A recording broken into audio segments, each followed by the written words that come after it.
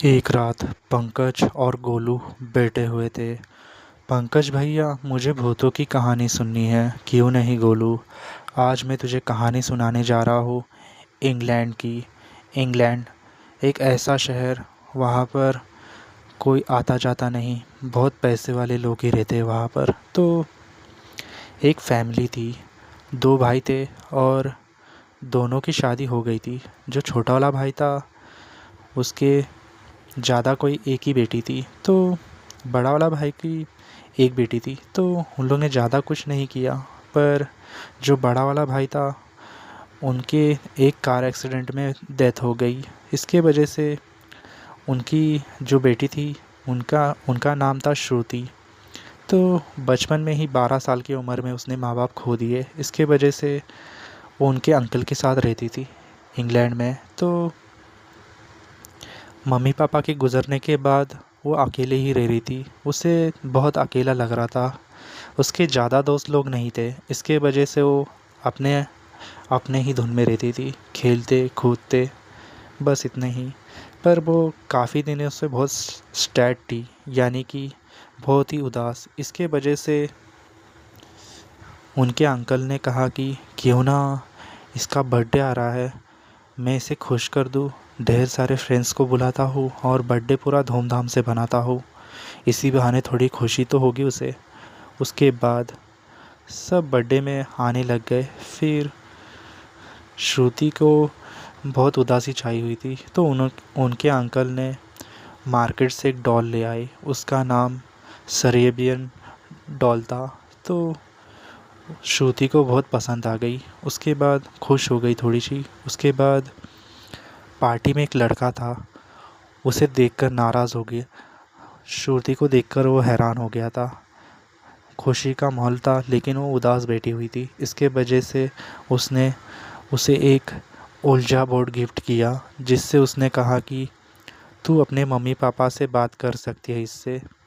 तो वो खुश हो गई।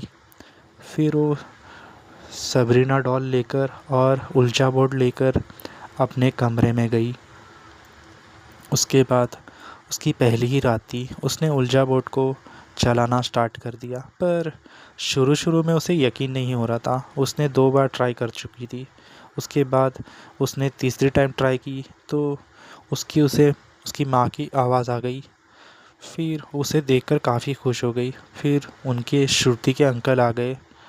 उन्होंने देखा कि कुछ आवाज़ आ रही है। इसके वजह से वो सीढ़ियों के ऊपर से कमरे में आ रहे थे। तो श्रुति ने कहा, अभी कोई आ रहा है, मैं तुमसे कल बात करूँगी। फिर जैसे ही श्रुति के अंकल आए तो उन्होंने कमरे में देखा तो श्रुति सो रही थी डॉल को लेकर। उसके बाद दूसरे दिन रात के टाइम पर श्रुति ने फिर से उलझा बोर्ड चलाना स्टार्ट कर दिया। फिर उसे कुछ महसूस हुआ। जैसे ही वो आगे आई, ऐसा लगा कि उसके किसी ने पैर खींच लिए है। फिर गोलू पूछता है, फिर आगे क्या हुआ? ठीक है, बता रहा हो। उसके बाद श्रुति ने नीचे देखा तो उसकी माँ की जगह पे कोई डेविल था, यानी कि कोई भयानक भूत। उसका चेहरा पूरा सफ़ेद हो गया था और वो श्रुति के बगल में ही लेटा हुआ था। उसे देखकर श्रुति काफ़ी चिल्लाई। फिर उसकी आंटी और अंकल उसके कमरे में आ गए। उसके बाद जो उसने देखा तो वहाँ पर सरेबियन डॉल पड़ी हुई थी। उसने देखा कि ये तो डॉल है, इससे डरने की क्या ज़रूरत है, कोई दिक्कत नहीं। फिर वो बाहर आ गई। उसके बाद उसके अंकल ने उलझा बोर्ड देखा, वो वहाँ पे खिड़की के यहाँ से फेंक दिया।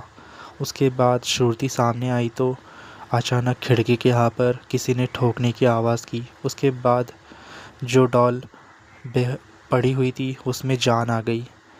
सरेबियन डॉल वो वहाँ पर आई और खिड़की खोलने लग गई। उसके बाद उलझा बोर्ड अपने आप हिलने लग गया। फिर जो डॉल थी वो बहुत अजीब सी हंसी हंस रही थी, जैसे कि उसका मकसद कुछ कामयाब हुआ हो। फिर श्रुति के घर वाले अपनी जान बचाने के लिए भागने लगे। वो डॉल धीरे धीरे सबरीना डॉल धीरे धीरे करते हुए सीढ़ियों के ऊपर अपने हाथों के बल चल रही थी और उसने किचन में गई और एक चाकू ले ली वहाँ से। फिर उसके बाद श्रुति के अंकल थे, उन्होंने पैरानॉर्मल एक्टिविटी को बुलाया, उनके ख़ास दोस्त थे। जैसे ही वो आए, वो डॉल थी, वो श्रुति के फैमिली के पीछे लगी हुई थी, वो वहाँ पर ही रुक गई। उसके बाद वो श्रुति के आंटी के अंदर घुस गई और वहाँ पर चाकू लेकर श्रुति को पकड़ लिया और उन्हें डराने लग गई, अगर तुमने एक कदम भी आगे बढ़ाया तो मैं इस लड़की को नहीं छोड़ूंगी। उसके बाद श्रुति के आंटी का चेहरा पूरा सफ़ेद हो गया था, नीला पड़ गया था। उसे देखकर पैरानॉर्मल एक्टिविटी ने एक पाउडर लिया और उसके माथे के ऊपर रगड़ दिया। फिर वो बेहोश हो गई। उसके बाद ये किस्सा हुआ ना, उसके बाद सबरीना डॉल यानी कि वो डॉल वही पड़ी हुई थी, पर ये सारा असर होने लग गया श्रुति के अंकल के ऊपर। उन्हें कभी महसूस ही नहीं हुआ कि कोई डॉल इतना कुछ कर सकती है। उन्होंने कमरे के ऊपर देखना स्टार्ट कर दिया। उनका डर अब दिमाग में बैठ गया कि वो डॉल उनकी जान ले सकती है। इसके वजह से उन्होंने आसपास देखा तो एक कमरे में उन्होंने आत्महत्या कर ली।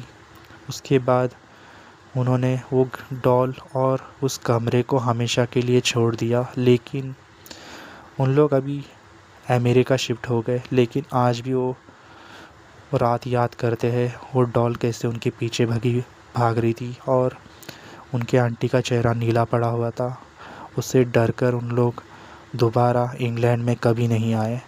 ऐसी रात वो कभी भूल नहीं सकते, क्योंकि अगर उनके दोस्त पैरानॉर्मल एक्टिविटी नहीं आते तो वो डॉल सबको मार देती थी। क्योंकि श्रुति ने वो जो स्पिरिट को बुलाया यानी कि आत्मा को बुलाया था, वो कोई और नहीं, उसकी माँ भी नहीं थी, वो अलग ही आत्मा थी। वो किसी की जान लेने आई थी, पर उसका मकसद कामयाब नहीं हुआ। उसने कोशिश काफ़ी की पर वो सक्सेस नहीं हो पाया। पैरानॉर्मल एक्टिविटी नहीं आते थे तो सबकी जान ले लेती थी वो डॉल।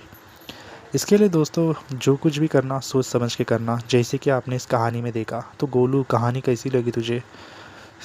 सबरीना डॉल की काफ़ी अच्छी कहानी है, मुझे पसंद आ गई। दोस्तों, क्या आपके पास भी ऐसी डरावनी कहानी है? अगर होगी तो आप कमेंट कर सकते हैं। मैं हो सकता हूँ कि आप सबके सामने लाने की कोशिश करूँ हॉरर स्टोरी जैसे। तो देर किस बात की है, सपोर्ट करो हमारे चैनल को, सब्सक्राइब कर दो और बेल आइकन दबाना ना भूले, और एक लाइक छोटा सा ही कर दो और एक कमेंट कर दो कि आपको ये कहानी कैसी लगी। मिलते हैं फिर ऐसी ही डरावनी कहानी में, तब तक के लिए बाय।